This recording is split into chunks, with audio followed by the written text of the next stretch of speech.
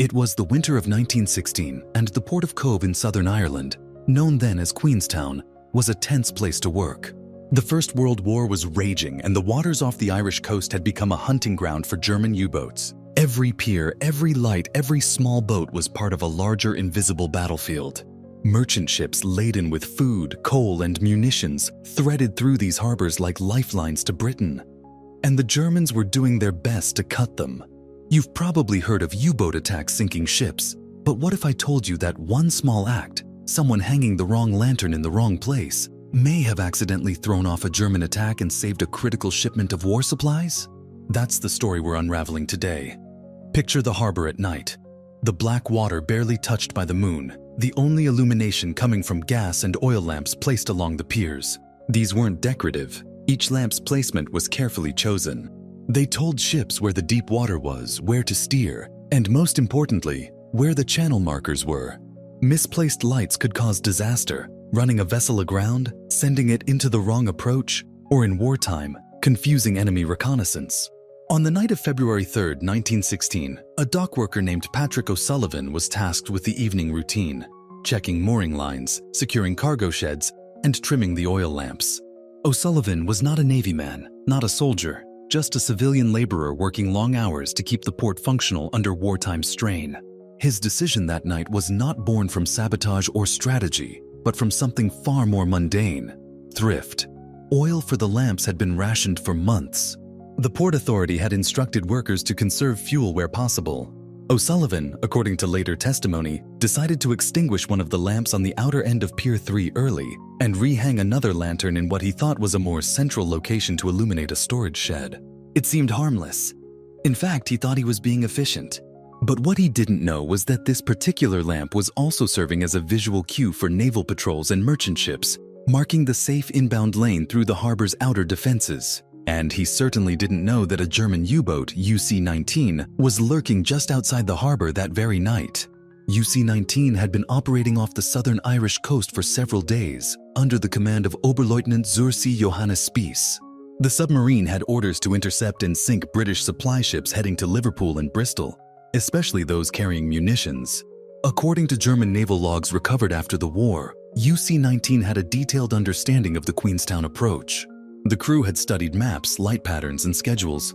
These small harbors were like open books to U-boat captains. Once you knew the punctuation of lights and buoys, you could predict where ships would be and when. That's why what happened next was so remarkable. Just after midnight, Spiess maneuvered the UC-19 into position to intercept an inbound freighter, the SS Trevalgan, a 4,000-ton cargo steamer loaded with coal and tinned meat from Cardiff.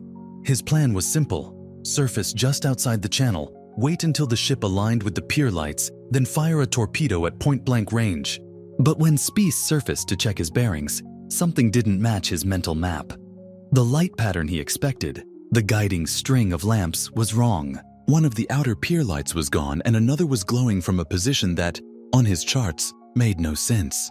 To a merchant captain, this might have been a small annoyance.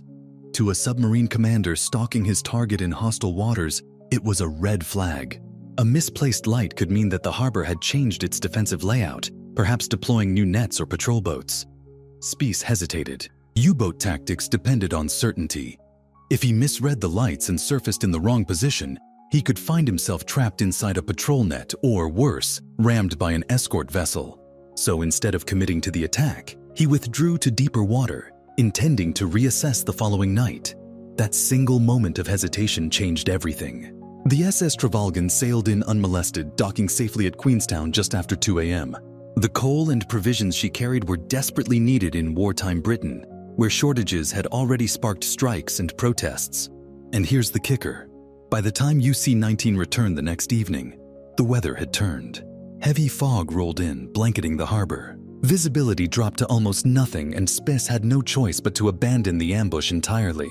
The Trevalgan departed again 2 days later under escort, carrying mail and medical supplies to Liverpool, where they were distributed to hospitals treating wounded soldiers from the Western Front.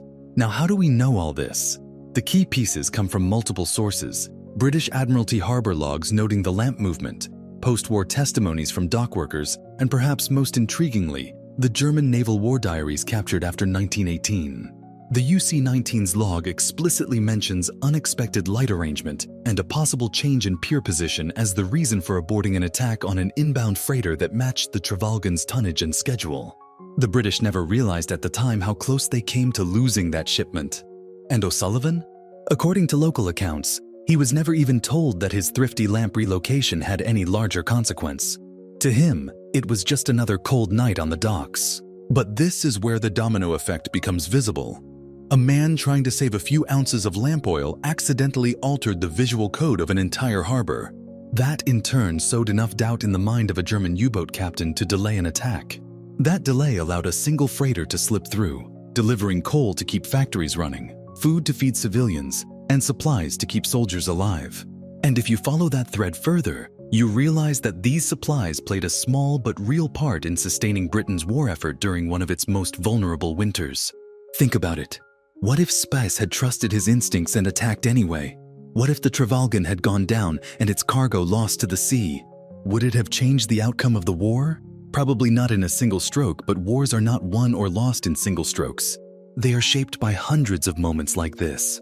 Moments that, at the time, seem meaningless to the people involved. And that's why this story fascinates me. We tend to think of history as the result of great battles, famous leaders, and major treaties. But here, in the quiet cold of a wartime harbor, history was nudged by the placement of a single oil lamp. As we keep digging, there's one more layer to this.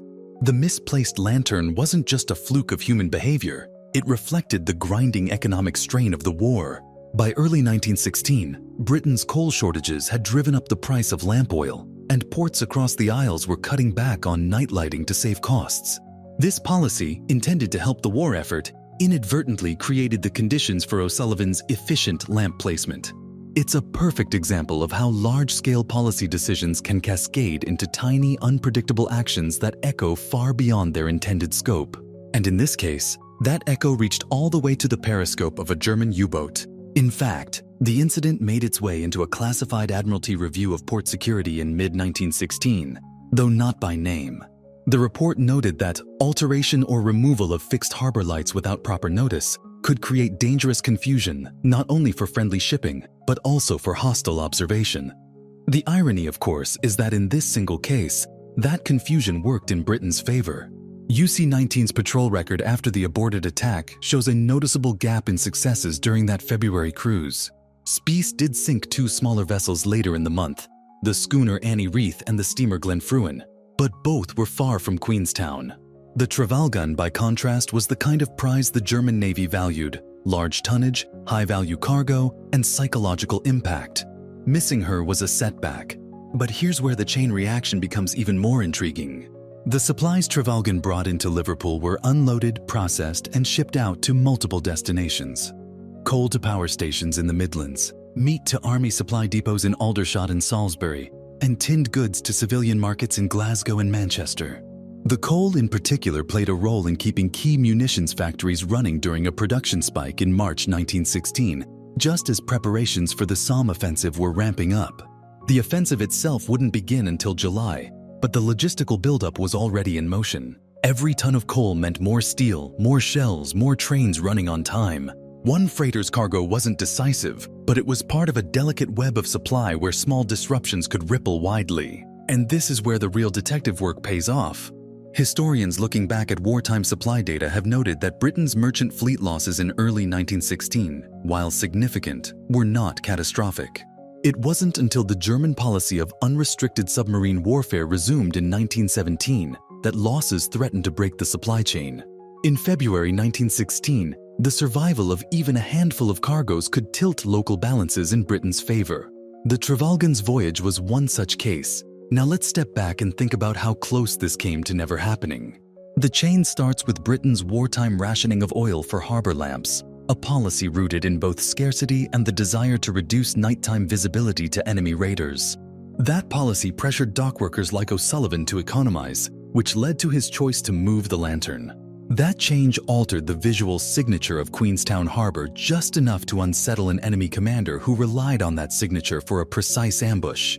His decision to wait, compounded by a weather change, erased his window of opportunity. The result: one freighter made it in. But that freighter's cargo sustained industries that contributed to Britain's readiness for a major offensive. The offensive shaped the Western Front, which in turn shaped the course of the war. It's a perfect domino effect. Resource rationing, lantern relocation, U-boat hesitation, cargo delivery, production continuity, operational readiness. And here's the eureka moment.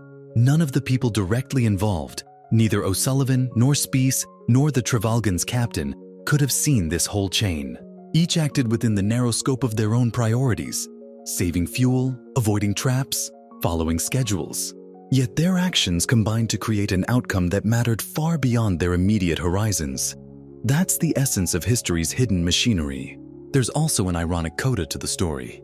After the war, Johannes Spies continued his naval career in the interwar Reichsmarine, eventually retiring in 1932.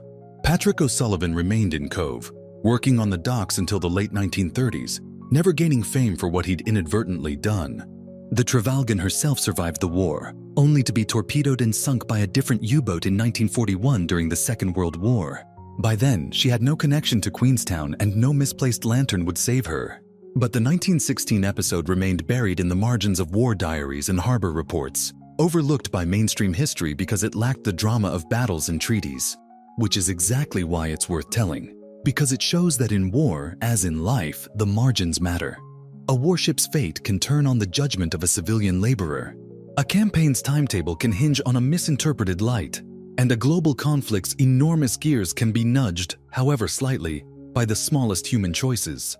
So, next time you picture the First World War, don't just think of trenches, generals, and vast fleets. Think also of the quiet docks of Queenstown on a cold February night. Think of a single lantern swinging in the wrong place, casting its light over an empty patch of pier. And think of the German officer at his periscope, seeing that light and choosing just for tonight not to attack. That's history too, hidden in plain sight, waiting for someone to connect the dots. And that's what we do here on the Domino Effect. Find the small, strange, and often accidental moments that shape the world you live in today. If you enjoyed uncovering this chain reaction with me, give this video a like, share it with someone who loves history's hidden corners, and subscribe for more investigations into the butterfly effects of our past.